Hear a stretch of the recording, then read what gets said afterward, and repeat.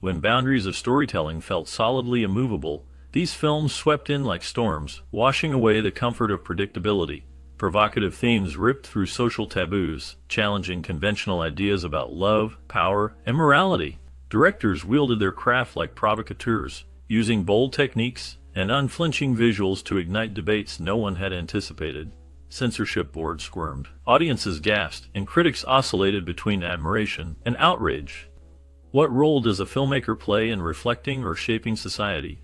These moments wrestled with that question, stepping unapologetically into gray areas. Narratives that dared to speak what others silenced became lightning rods for cultural reckoning. Controversy often sprang from exposing the unspoken or unearthing deep-seated fears that society preferred to bury. From subversive depictions of gender roles to audacious reinterpretations of historical events, these films disrupted norms like an uninvited guest at an otherwise orderly party. It wasn't just about storytelling, it was about confronting audiences with mirrors they weren't ready to look into. This wasn't cinema for the faint of heart, but for those who understood that art and discomfort often walk hand in hand. In 1988, Martin Scorsese released The Last Temptation of Christ, a controversial retelling of Jesus' life based on the novel by Nikos Kazantzakis. The film delved deep into the philosophical and spiritual struggles of Jesus, portraying him as a fundamentally human figure grappling with profound doubt, fear, and temptation. Scorsese's adaptation took a bold and unconventional artistic approach, presenting not only Jesus' divinity, but also his humanity, mixing traditional elements of gospel narratives with striking fictional depictions designed to explore themes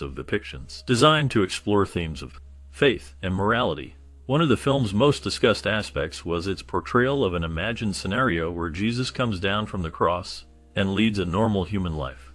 The sequence, meant as a hypothetical last temptation, depicted Jesus marrying Mary Magdalene, raising children, and ultimately experiencing regret for abandoning his divine mission.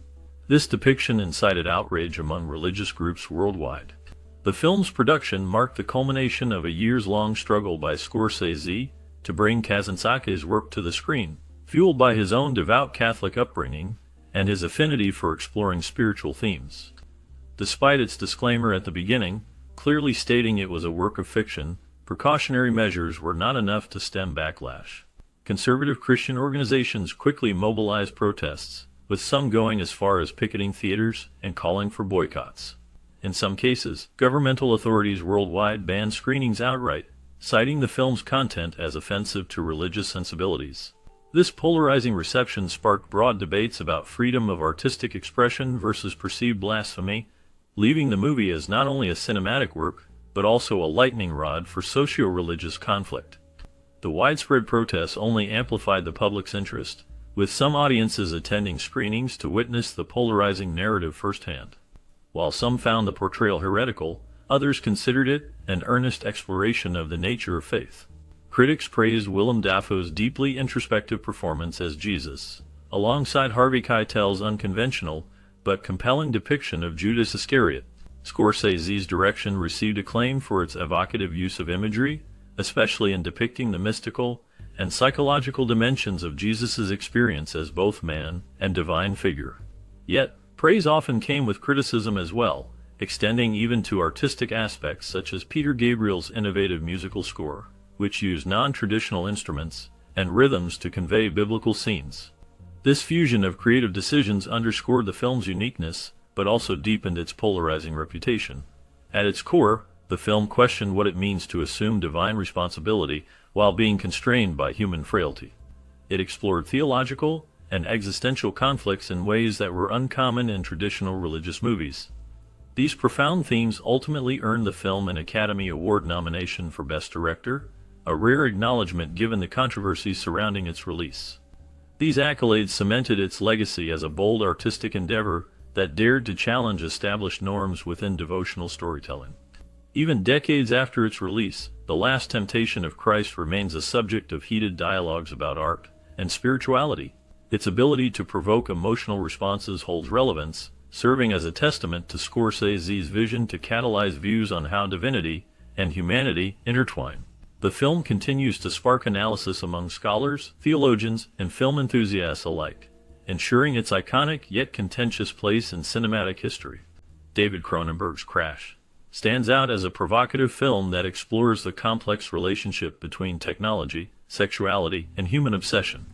Adapted from J.G. Ballard's novel, the story follows a group of individuals who find sexual excitement in car crashes. This unsettling premise leads to graphic depictions of their desires, pushing the boundaries of what is considered acceptable in cinema. The film's explicit content sparked outrage, resulting in bans in several locations, while simultaneously earning praise for its bold themes and Cronenberg's fearless direction. Critics were divided, with some condemning the film for its shocking imagery, and others lauding it as a groundbreaking work that challenges traditional moral views. Winning the Special Jury Prize at Cannes, Crash remains a significant piece of cinema that invites viewers to confront uncomfortable truths about desire and the human condition. Its lasting impact continues to provoke discussion about the limits of artistic expression and the nature of obsession in a modern world. Larry Clark's Kids offers an unflinching, raw depiction of teenage life, focusing on issues like drug use, sexual exploration, and urban decay in 1990s New York City. The film follows a group of adolescents over the course of a single day, revealing a stark and unsettling portrait of youth culture. Its candid approach, including the use of non-professional actors, sparked outrage for its explicit content and perceived lack of moral guidance. Critics argued that the film glamorized risky behaviors and failed to provide a clear message about the consequences of such actions. However, it also garnered praise for its authenticity, capturing the chaotic energy of youth and the harsh realities many face. The film launched the careers of its young cast, including Chloe Sevigny and Rosario Dawson, who became prominent figures in the film industry. Kids endures as a controversial but influential work that challenges audiences to confront uncomfortable truths about adolescence and society. The film's impact continues to resonate, prompting discussions about the representation of youth in media and the responsibilities of filmmakers in portraying sensitive subjects. Tinto Brass and Bob Guccione's Caligula stands as one of the most infamous films in cinematic history, blending historical drama with explicit adult content in a manner that defied convention. The film chronicles the reign of the Roman Emperor Caligula, showcasing a world steeped in decadence, corruption, and brutality. It does not shy away from depicting the darker aspects of power, including violence and sexual excess, which sparked significant controversy upon its release. Legal battles over creative control and censorship controversies plagued the film, as critics derided its explicit scenes, arguing that they overshadowed the narrative. However, others praised its ambitious scope and the performances of notable actors like Malcolm McDowell, Peter O'Toole, and Helen Mirren, who brought depth to their roles.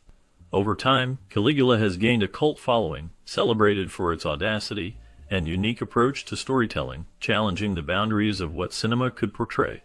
Its legacy continues to provoke discussion about art, censorship, and the limits of expression in film.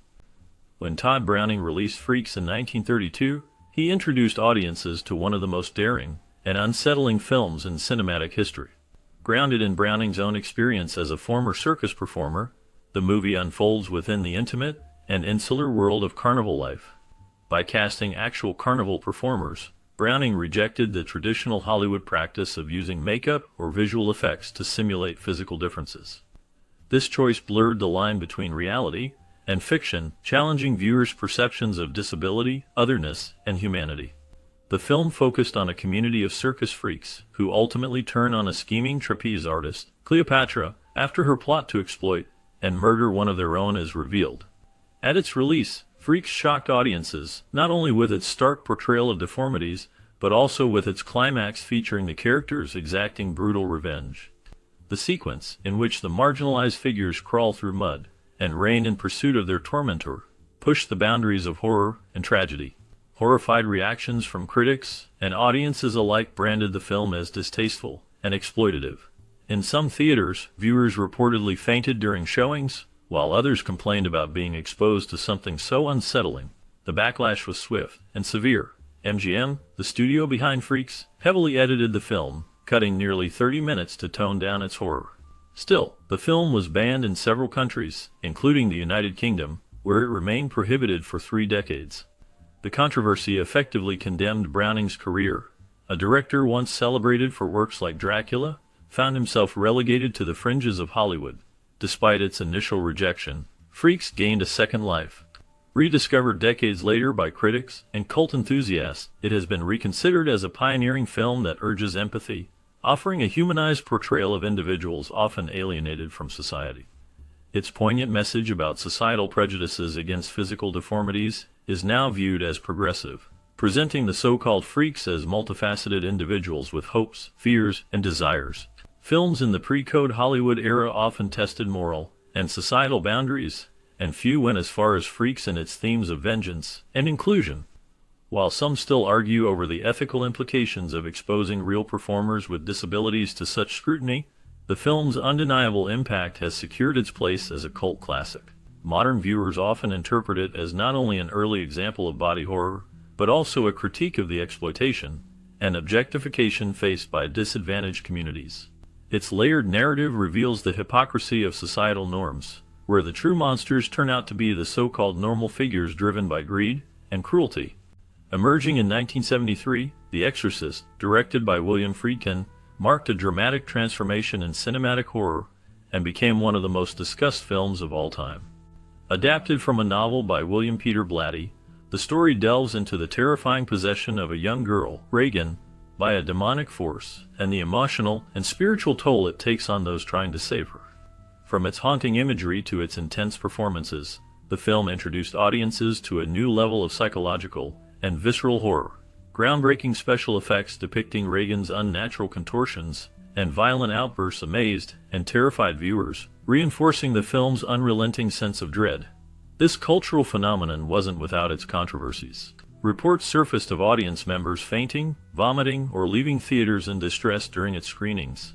The intense reaction prompted debates about the nature of entertainment and the limits of acceptable on-screen violence. Several critics deemed it exploitative, while others praised its profound exploration of faith, morality, and the eternal battle between good and evil. Religious themes, including the rituals of exorcism and the portrayal of the Catholic Church, provoked both fascination and outrage. The film blurred the boundaries between sacred and profane, drawing accusations of blasphemy and sparking boycotts in some regions. In several countries, it was outright banned, fueling curiosity and mystique around its content. Strange occurrences during the film's production further added to its legend. The set experienced multiple mishaps, with reports of unexplained fires and accidents. The director himself admitted to creating tension among actors through controversial methods, heightening the film's chaotic energy. The cast, particularly Linda Blair as Reagan and Ellen Burstyn as her distraught mother, was lauded for their performances that ranged from heart-wrenching to profoundly unsettling. Blair's portrayal, however, came with its share of pain. She endured harsh criticism, health struggles, and even threats due to her association with such a shocking and polarizing role. Despite its disturbing themes and imagery, The Exorcist remains a narrative about the complexity of human spirit and faith in the face of overwhelming evil.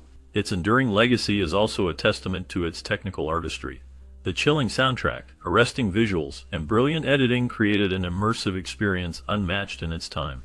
It challenged audiences to confront their deepest fears while pondering their understanding of morality, spirituality, and the unknown. Years later, its legacy continues to influence the horror genre, with countless films drawing inspiration from its depiction of demonic possession and the psychological toll it exacts on individuals and families. Although Gustav Macheti's Ecstasy premiered in 1933, it remains one of the most discussed films for its audacity in addressing themes of intimacy and liberation. The plot revolves around Eva, played by Hedy Lamarr, a young woman trapped in a loveless marriage with an older man. When Eva meets a virile construction worker, she begins a passionate affair, symbolizing a woman's pursuit of love and desire beyond societal norms. The film is renowned for its groundbreaking depiction of female pleasure, including one of the first portrayals of a simulated female orgasm. Machete used expressive close-ups of Lamarr's face to convey this moment, pioneering a visual language that broke with conventions of the time. Lamarr, then known by her birth name Hetty Kiesler, gained international notoriety due to a controversial scene in which her character swims nude and runs through the woods unclothed. This nude scene was viewed as shocking and scandalous in 1933, leading to the film being banned in several countries, including the United States and Germany. Religious authorities, notably Pope Pius VI, condemned the film for its supposed immoral content, positioning it as an affront to traditional values. American censors invoked customs laws to block the film's entry into the country, marking one of the first instances of federal intervention in cinema content. Despite the uproar, the film's release challenged societal taboos, pushing the boundaries of artistic expression. Limar's fame skyrocketed, though she later expressed regret about her participation in some of the film's scenes.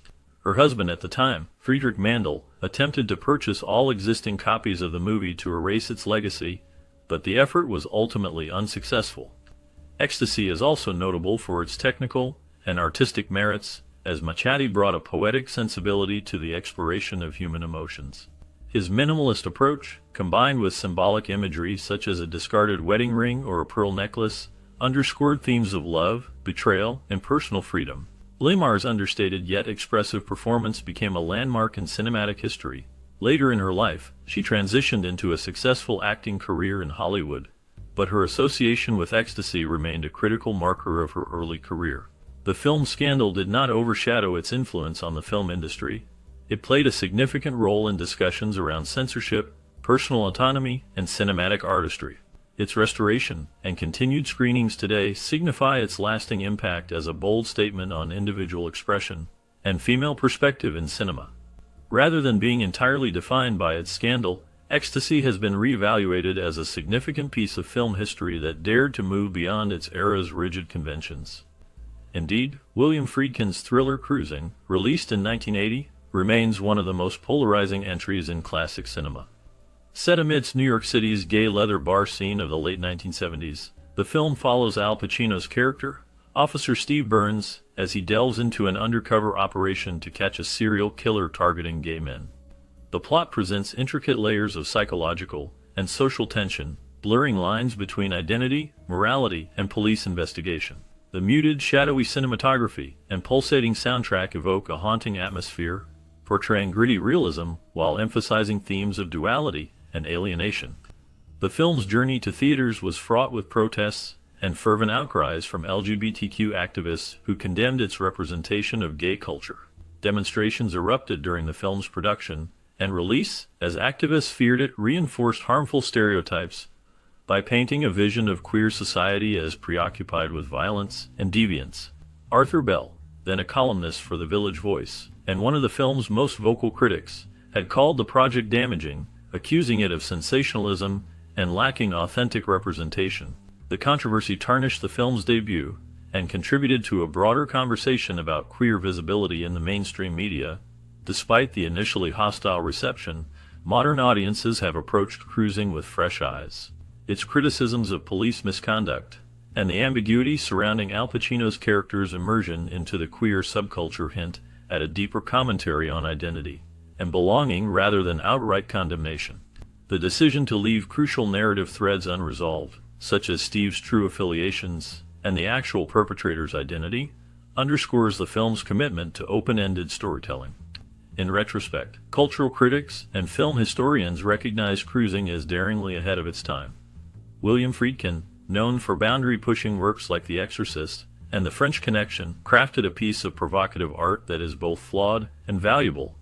Discussions about its artistic merit often focus on Friedkin's stylistic choices, such as his use of grimy visuals and experimental editing, which lend the film an almost oppressive tone that heightens its unsettling core.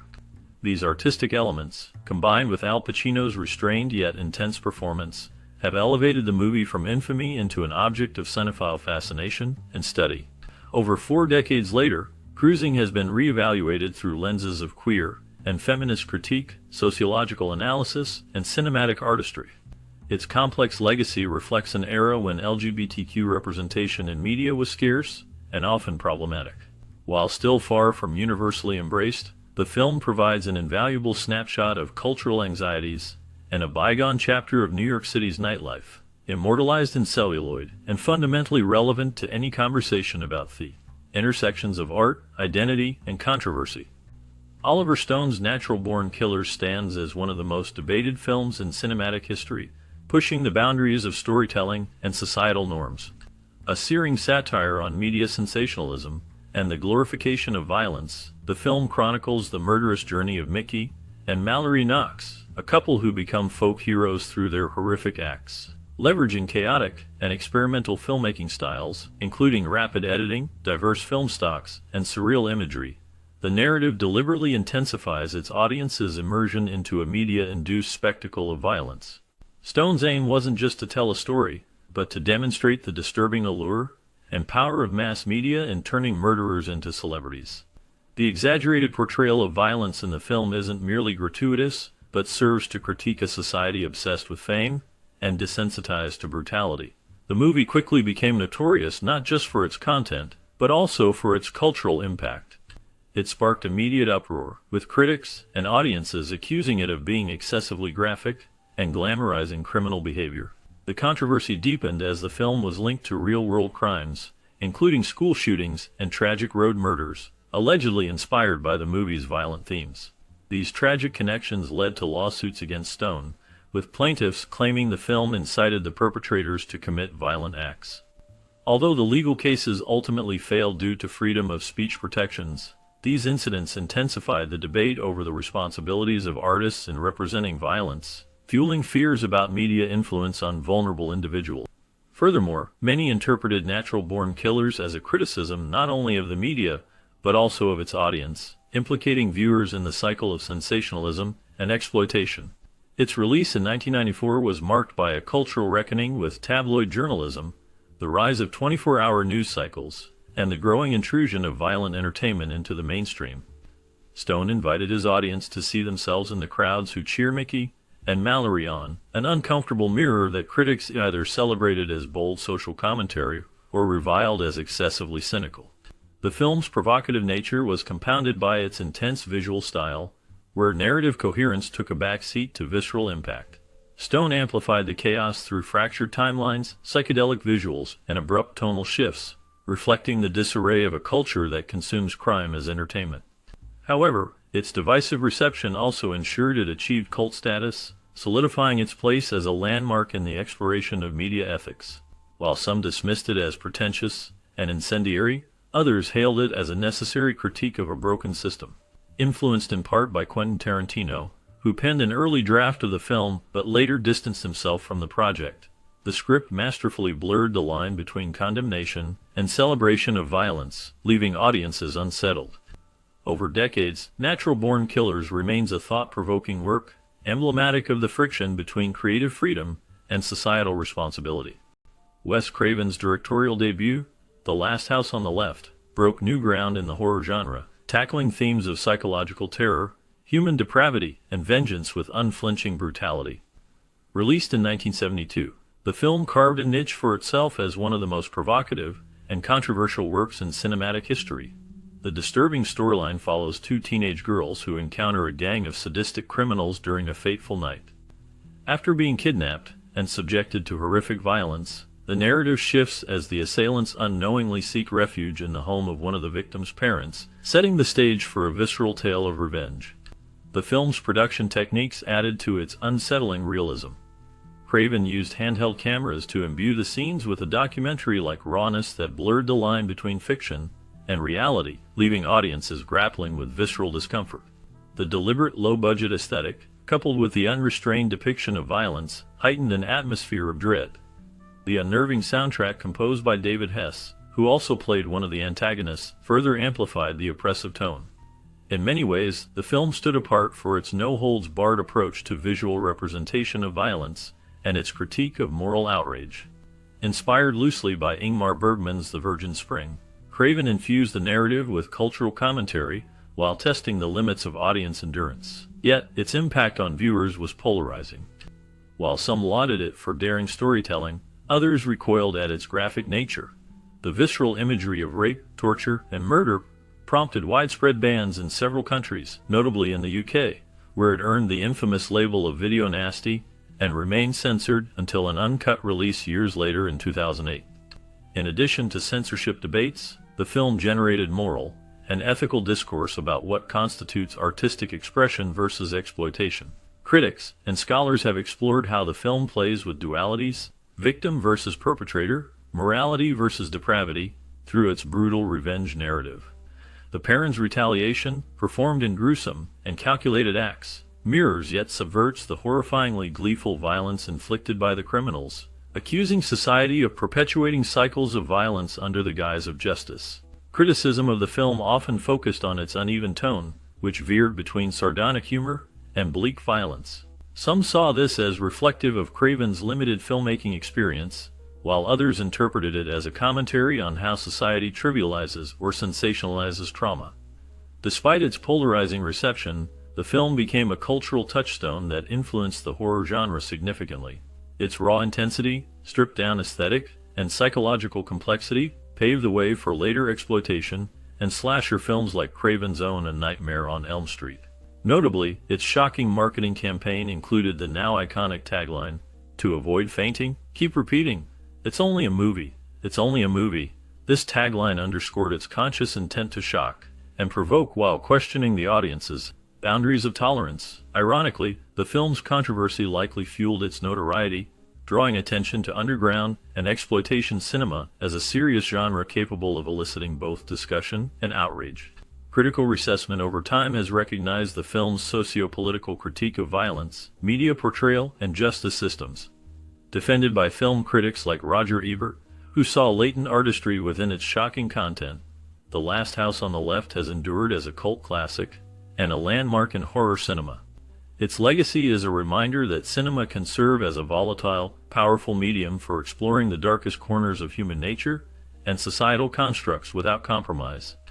By turning the mundane into the macabre, Alfred Hitchcock forever altered cinematic storytelling with Psycho. This 1960 masterpiece challenges conventions, diving deeply into themes once considered taboo. The film shattered boundaries not only in content, but also in technique, setting a benchmark for suspense and horror that others continue to chase. Its most infamous sequence, the shower scene, brutal, disorienting, and terrifying in its almost artistic display of violence, serves as a chilling centerpiece. Shot with 77 camera angles and meticulously edited with 50 cuts, this scene became one of Hitchcock's defining moments. Bernard Herrmann's screeching violins only amplified its visceral horror, making it an unforgettable experience for viewers. However, the shower scene wasn't the film's sole groundbreaking concept. Hitchcock dared to play with audience expectations by killing off the apparent protagonist, Marion Crane, mere minutes into the film. Her death stunned audiences and film experts alike, upending traditional narrative formulas. It also handed over the spotlight to Norman Bates, a seemingly mild-mannered motel owner with a dark, fractured psyche. The character of Norman, portrayed hauntingly by Anthony Perkins, and his relationship with his domineering mother introduced unsettling Freudian themes of identity, repression, and duality. The controversy around Psycho extended far beyond its narrative choices. At the time of its release, censorship codes in the United States were incredibly rigid, disallowing depictions of nudity, explicit violence, and even certain kinds of sexual innuendo. Hitchcock sidestepped these restrictions skillfully, leveraging rapid camera movements, strategic lighting, and clever editing. For instance, censors claimed that the shower scene depicted nakedness. Hitchcock argued that it was all an illusion created by rapid editing and implied actions. This battle between art and censorship widely exposed the limitations of the then-existing Hays Code, helping to pave the way for the more lenient rating systems we know today. Psycho also unnerved audiences with its themes of voyeurism and psychological instability. Norman Bates's obsessive relationship with his mother and his habit of spying through peepholes tapped into a darker collective anxiety about loneliness and mental illness. These were topics rarely discussed openly in 1960, making Psycho a cultural flashpoint for exploring the complexities of the human psyche. Hitchcock's willingness to present his villain, not as a monster, but as a deeply troubled individual, set a precedent for later psychological thrillers and horror films. The film's impact can't be measured by its controversy alone. Psycho was a financial triumph, a critical darling, and a cult phenomenon. It not only inspired countless films in the slasher genre, but also cemented Hitchcock as a daring visionary, unafraid to navigate uncharted waters. While other movies of the time dabbled cautiously around sensitive themes, Psycho confronted them head-on, inviting both critique and admiration. The movie demonstrated that horror could be artful, provocative, and emotionally resonant, triggering a lasting evolution in cinematic storytelling. Stanley Kubrick's A Clockwork Orange delves into complex themes of free will, morality, and societal control. Set in a dystopian future in Britain, the film follows Alex, a young delinquent who revels in violence and chaos. The narrative is marked by its use of stylized violence and surreal imagery, immersing viewers in Alex's disturbed psyche. The film's unique language nadsat adds to its unsettling atmosphere, creating a world that feels both alien and familiar. Upon its release, the graphic content sparked significant outrage, with some claiming it inspired real-life crimes. This backlash led Kubrick to withdraw the film from distribution in Britain, highlighting the tension between artistic expression and societal responsibility. Despite the controversy, A Clockwork Orange is celebrated as a cinematic milestone. Its bold storytelling and iconic visual style challenge audiences to confront uncomfortable truths about human nature and the consequences of a society that seeks to control its individuals.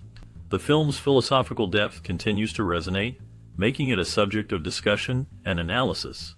By the end of this journey through cinema's stormiest waters, one thing becomes clear: controversy is not a byproduct of storytelling, it is an integral part of it.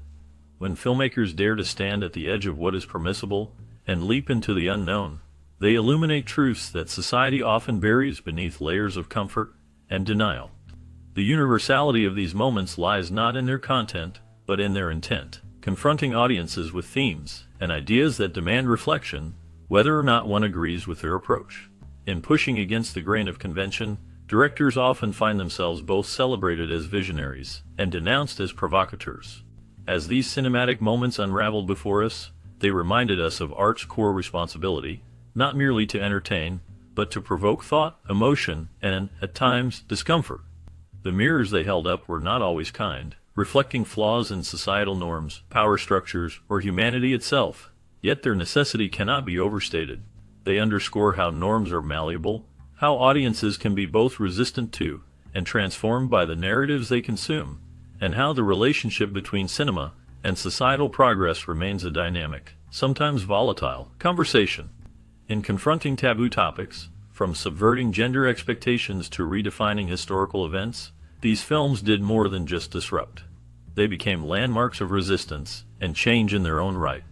While audiences might not have been ready to hear some of these stories or see such bold depictions at the time, their existence proved that cinema could be both a mirror and a hammer, reflecting and reshaping the world we live in. Directors did not seek comfort in their craft, but chose to navigate dangerous waters on behalf of their art. These films exist not just as products of their time, but as perennial reminders of the importance of courage in storytelling.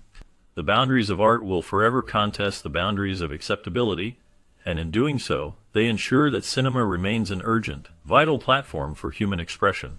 Even as shifting cultural contexts may change the way these moments are viewed, their willingness to provoke, challenge, and inspire will cement their legacy. Such stories endure not because they provide answers, but because they pose questions, ones that remain as relevant now as they were when the films first flickered to life on the silver